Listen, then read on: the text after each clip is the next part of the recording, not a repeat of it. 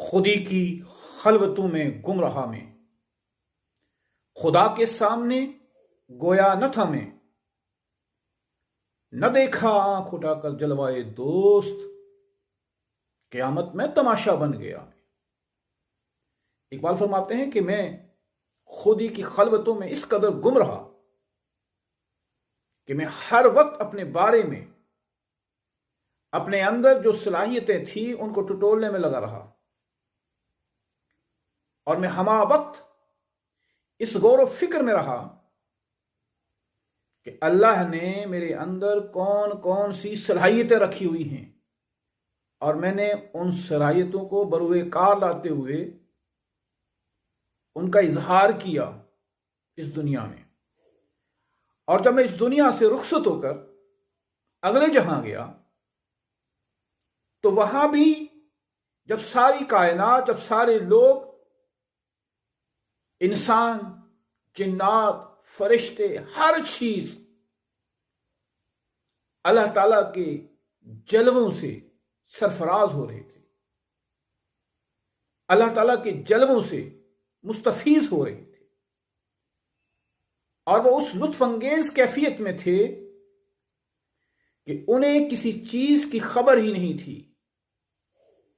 वो हुस्न कुल के अंदर मुनहमिक थे, और मेरी ये हालत थी कि मैं वहां भी अपने आप पर गौर फिक्र करता रहा। मुझे पता ही नहीं रहा कि मेरे सामने अल्लाह ताला के तमाम जलवे आया हैं। ना देखा आंख उठाकर जलवाए दोस्त, और उन जलवों की तरफ जो जलवे आंखों को तकवीयत बख्श रहे थे, आंखों को लुत्फ दे रहे थे, और इस तरह के जलवे शायद कायनात के किसी दूसरी जगह पर मैसर ना हो जो उसने कुल को देखने में मैसर थे। लेकिन मैंने वहां भी आंख उठाकर भी जलवाए दोस्त यानी अल्लाह ताला की तरफ आंख उठाकर भी नहीं देखा। मैं अपने आप में गुम रहा। क़यामत में तमाशा बन गया मैं, और क़यामत में जहां सारे लोग उन जलवों के अंदर मुनहमिक थे और मैं अपने आप पे गौर व फिक्र कर रहा था, तो वहां मैं तमाशा बन के रह गया कि ये कहां से आ गया है, कि ये तो वो दिन है कि जिस दिन की तलाश में कायनात का हर ज़ीह रूह ये ख्वाहिश रखता था कि जब मुझे हुस्न कुल के जलवे मैसर आएंगे तो मुझे किसी किस्म का होश ही नहीं रहेगा।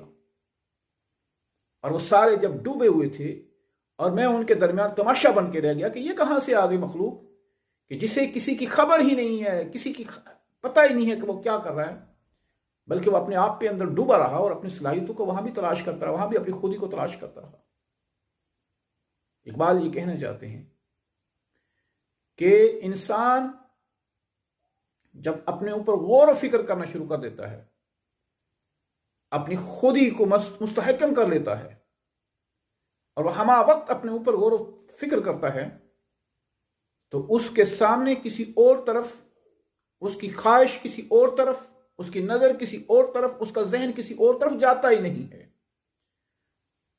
उसे इसी मस्ती का, उसे उसी खुदी का मस्ती का ऐसा नशा आता है कि तमाम तर जलवे, तमाम तर सूरतें, तमाम तर खूबसूरतियां एक तरफ रह जाती हैं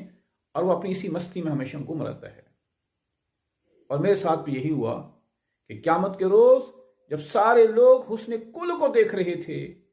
और वो ये ख्वाहिश कर रहे थे कि मौला अब इस जलवे को, इस मंजर को कभी हमारी आंखों के सामने से ना हटाना, लेकिन मेरी हालत ये थी